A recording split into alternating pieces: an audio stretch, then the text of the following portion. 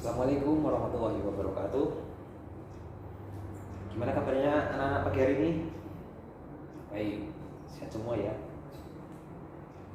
Nah, sebelum kita mulai pelajaran, Bapak absen dulu ya, seperti biasa.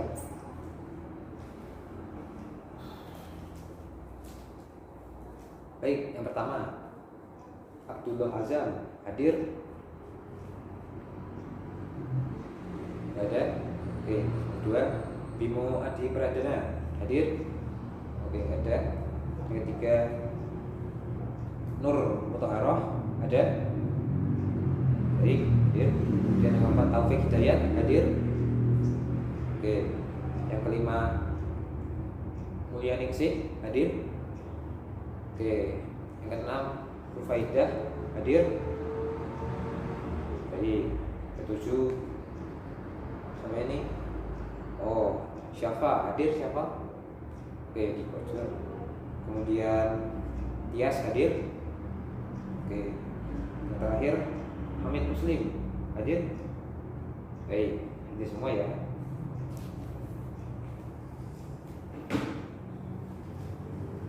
Nah, di kesempatan pagi hari ini ada yang tahu mau membahas apa ini? Nah, betul, sesuai dengan yang Bapak kasih materi minggu lalu ya, yaitu hari ini kita akan membahas puasa. Nah, sesuai dengan tema kan sekarang bulan Ramadan, jadi kita bahasanya puasa ya. Nah, di sini puasa semua enggak nih? Ada yang bolong enggak? Jangan sampai bolong ya, eman-eman. Ya kecuali kalau yang cewek sedang berhalangan nggak apa-apa, tapi nanti diganti di hari yang lain selain bulan Ramadan. Nah, baik, pada pembahasan kali ini kita mulai dari pengertian puasa ya. Ada yang tahu nggak puasa ini artinya apa? Ada yang tahu? Nah, jadi puasa ini berasal dari kata saum, yang artinya yaitu menahan diri dari segala hal. Nah, apa aja itu? Banyak ya. Menahan diri dari dahaga, dari lapar. Bukan hanya itu juga, jadi menahan diri dari hawa nafsu. Hawa nafsu ini yang paling berat godaannya biasanya di bulan Ramadan daripada menahan lapar dan dahaga.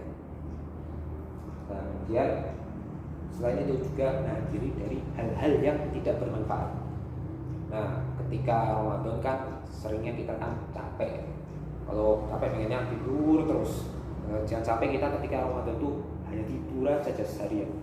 Nah, eman-eman, karena ketika Ramadan kan amalan kita nanti dilipat gandakan oleh Allah Subhanahu wa taala. Jadi ketika Ramadan perbanyaklah beribadah. Bisa yang ringan-ringan saja, misal dari baca Al-Qur'an, kemudian berzikir, sholat sunnah, sedekah. Nah, bagus lagi kalau meniatkan untuk khatam Al-Qur'an di bulan Ramadan. Jadi pahalanya nanti akan berlipat-lipat ganda.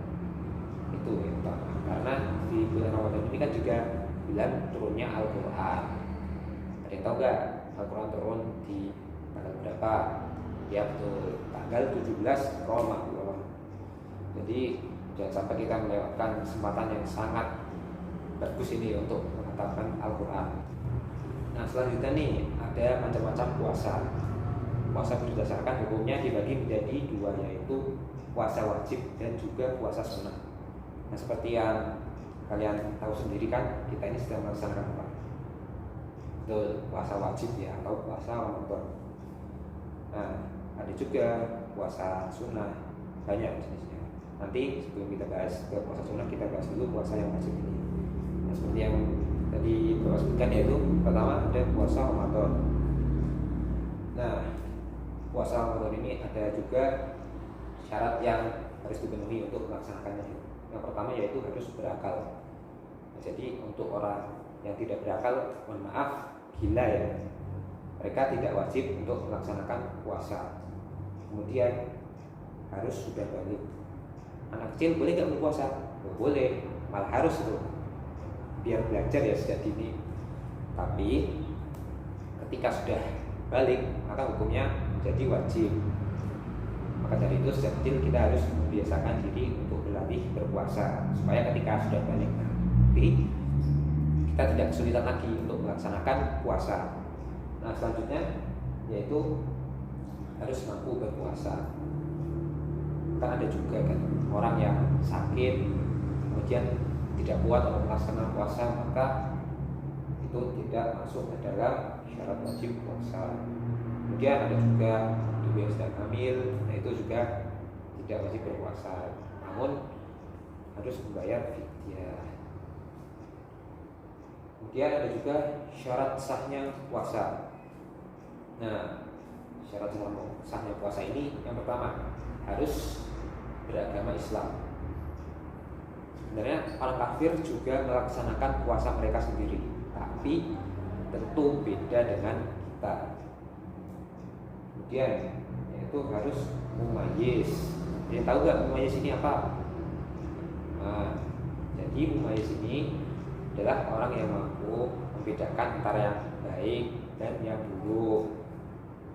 Jadi seperti tadi kan sama dengan berakal, mampu membedakan yang baik dan yang buruk.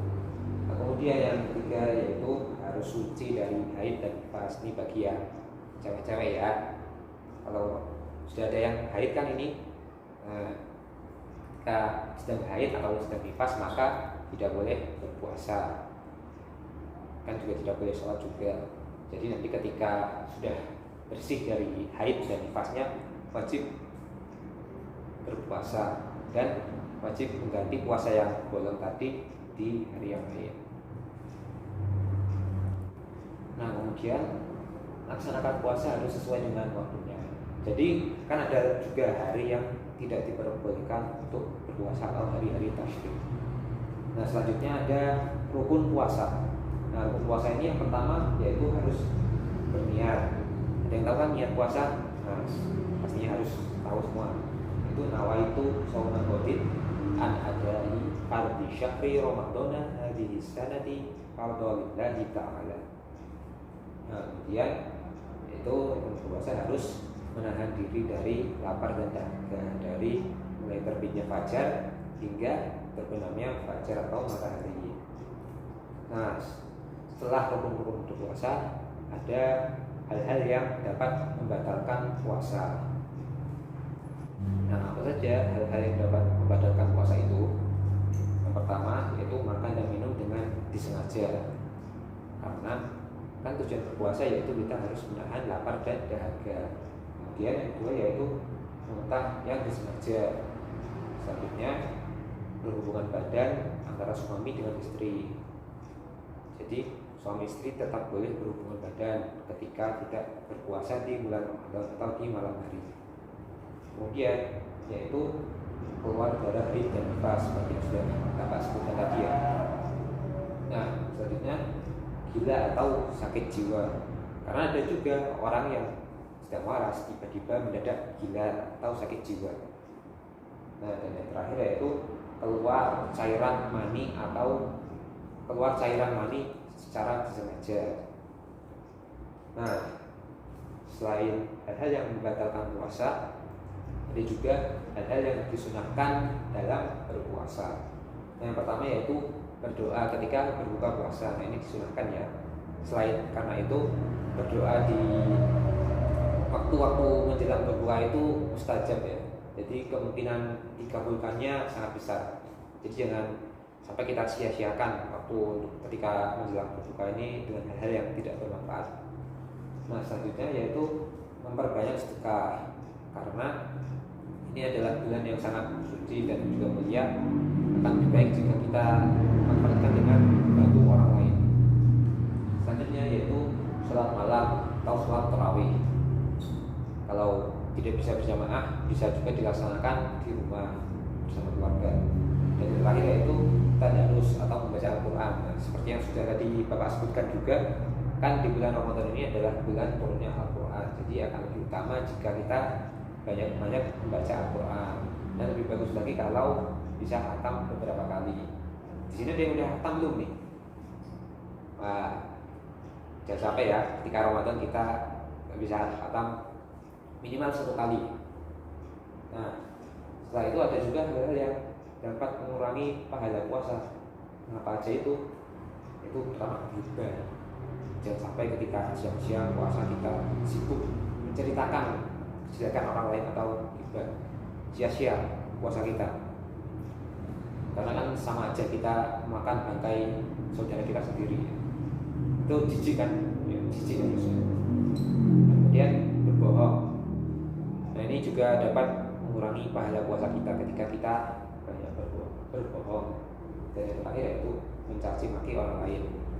Jadi kalau bisa kita berpuasa ini kita harus menjaga mulut kita ya, karena kan mulut ini hal yang paling sensitif, ya kan, sebagai mata pisau, bisa melukai orang lain dan juga bisa bermanfaat seperti itu. Nah, bagian terakhir yaitu orang-orang yang boleh tidak berpuasa ketika bulan Ramadan. Nah, yang pertama adalah orang yang sedang sakit, karena kalau memaksakan berpuasa justru akan memperparah penyakitnya. Nah itu justru malah bahaya. Jadi mereka boleh untuk tidak berpuasa. Nah kemudian itu orang yang sedang dalam perjalanan jauh, jadi mereka boleh tidak berpuasa selama perjalanan jauh, namun harus mengganti atau mengkodok di hari yang lain. Nah selanjutnya juga ada orang tua yang sudah lemah sekali, mereka tidak kuat berpuasa, maka mereka boleh untuk tidak berpuasa, namun harus membayar fidyah atau bersedekah kepada fakir miskin. Dan yang terakhir yaitu orang yang sedang hamil dan menyusui. Nah kalau berpuasa dikhawatirkan anaknya nanti kan akan kekurangan nutrisi, jadi mereka tidak wajib untuk berpuasa, namun tetap harus membayar fidyah atau mengkodok di hari yang lain. Nah mungkin itu dulu ya bahasan kita pada pagi hari ini. Ada yang mau ditanyakan? Baik, kalau tidak ada, semuanya bisa dipahami ya. Nah kalau itu mungkin bisa dipersiapkan untuk ulangan minggu depan. Cepat banget ya, nggak kerasa. Sebentar lagi juga lebaran kan. Nah oleh karena itu bisa kalian persiapkan juga untuk ulangan dan juga lebarannya bersama-sama. Nah mungkin itu saja yang bisa Bapak sampaikan materi pada pagi hari ini. Bapak tutup. Wabillahi taufiq wal hidayah. Assalamualaikum warahmatullahi wabarakatuh.